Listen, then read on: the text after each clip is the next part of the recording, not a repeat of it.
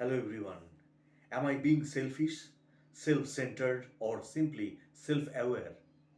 If you are a perfectionist, you can get the three quite mixed up. What's the difference between self centeredness, selfishness, and self awareness? Do you believe if I ask for something I want, I am being selfish? Or does it make sense to you that there is a huge difference between being selfish and self centered or self aware? Let's talk about those differences.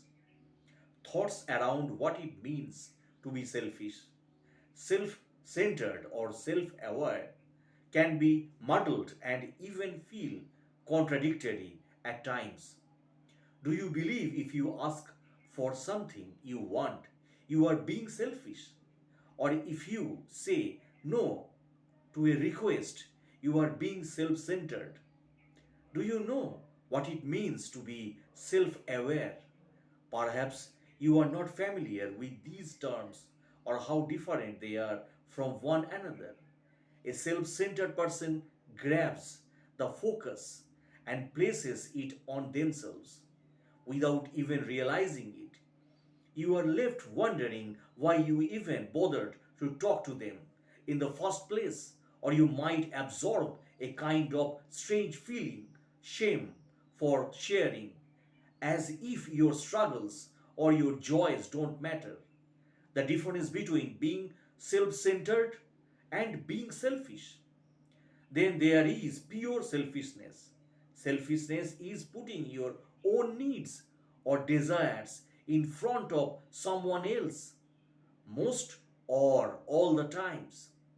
It's not an admirable trait and can make creating healthy relationship almost possible or impossible. Yet being selfish has been targeted as such a huge personality or even character flaw that you may do everything you cannot to appear selfish. So you don't speak your truth or your values, your wants or your desires. Others around you can become so accustomed to your silence that they may either stop asking what you want or think or manipulate the reality that you don't, whether that manipulation is conscious or unconscious. Yet you can also label your silence, your lack of stating who you are and what you had like, as humility, all the while growing more resentful. Oh, I don't care what we do. If it's your generic response rather than what's true for you in that moment, can breed that resentment, which others will sense and perhaps label as you being passive aggressive. Being self aware is a very different choice. My definition is simple. You keep in mind your own needs or wants and treat them with as much consideration as you treat the wants and needs of others. You know how you feel. You recognize what would be preferable to you. Yet, your needs don't always rise to the top of the needs, wants, or time. Ask yourself this: would you tell someone else that they were being selfish if they took a walk instead of doing laundry? If the answer is well, yes, the laundry is something that's got to be done. Well, you are not wrong. But if I added the word always to that question, how would you feel? You should always do the laundry instead of taking a walk. Hopefully, you had said no. And if your rules are different for you than for others, you can being to see and laugh at the irrationality of your thinking. Understand that being self aware can increase the likelihood of vulnerability. When you turn your attention on yourself, either through either through calm thought and meditations, or through paying attentions and even nurturing yourself, pain can emerge. You are giving yourself the message that you are important, a message that maybe you never or rarely received, and you might not be accustomed to feeling vulnerable or sad or angry. Risks doing something at least once a week that's just for you. It can be a small thing like taking a few minutes to sit down and read, drive out in the country, or call a friend. You can even give a gift to yourself. It doesn't have to be big to make a big difference. It may feel awkward at first to do things like this for yourself, but it's so worth it because you are worth it. Reflections or ruminations. While self awareness requires some degree of personal reflection, what reflection entails can often be unclear. Being aware in the moment is part of it, but reflecting on your thoughts, emotions, and behavior is more about sitting with things afterwards rather than dissecting who said what and trying to draw any strict conclusions. This might explain why there exist what those in self consciousness studies call a self absorption paradox. According to this paradox, self reflection leads to self knowledge and both psychological distress and well being in different practitioners. And whether you are something or someone who experience well-being or distress has everything to do with self-awareness versus self-absorption. More recently, scientists identified two key variables that can solve this paradox. The first is ruminations.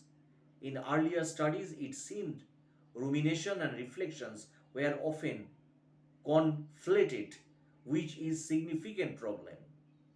While self-reflection is a component of self-awareness, ruminations is not.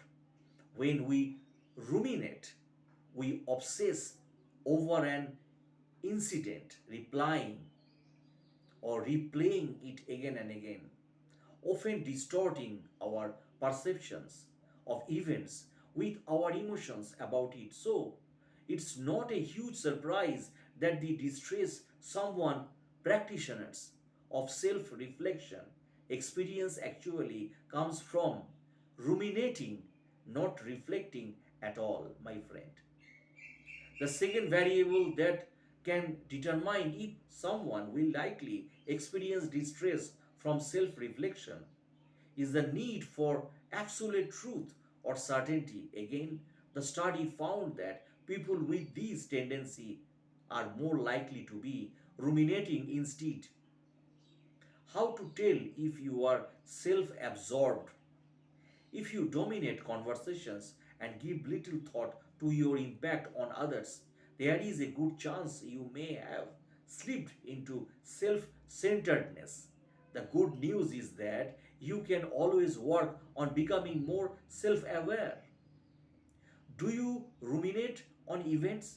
Rumination can be a big red flag that you have crossed over into self absorption. If you find yourself going back over the time or over the same sense over and over again, really picking apart what the other person must think of you, or if you said the right or wrong thing, that's encouraging because it means that you are aware enough to notice the behavior. Now, once you are claim enough to view the exchange more neutrally, see if you can look back at events without the rush of emotions and without judgment. Try to simply see things as they occurred. Now, being a sign of self absorption, again, this is about wanting to control an outcome that is otherwise uncertain. The more aware we become, the more clearly we see that very little, if anything, is certain. But you are really self aware. The self aware people I have encountered, I know, when they are ruminating, see their impact on others, can tell where their attention is directed and in what degree, and they can sense when they are talking up or taking up more than their fair share of a conversation. So it's easy to imagine ourselves self aware even when we are paying attention to the wrong things. We think we are reflecting when we go up in our heads asking if we did or did not do the right things. But this is ruminating disgust as the kind of reflections discussed earlier, and it results in distress, not well being. It helps to remember that the energy of self reflections is contemplative, contemplative and neutral, not driven or judgmental. If you are experience any of the following, you are more likely ruminating than reflection. Now, self reflection is simply about sitting with what happened, while no reflection is completely accurate. My goal is to try to get the best approximation of reality I can, so that over time I can increase my overall awarenesses. If you think of reflections like holding an actual mirror up to events, then imagine yourself brushing off the dust or cobwebs of your opinion first. I find it helpful to keep in mind that the truth doesn't reside in opinions or in absolutes.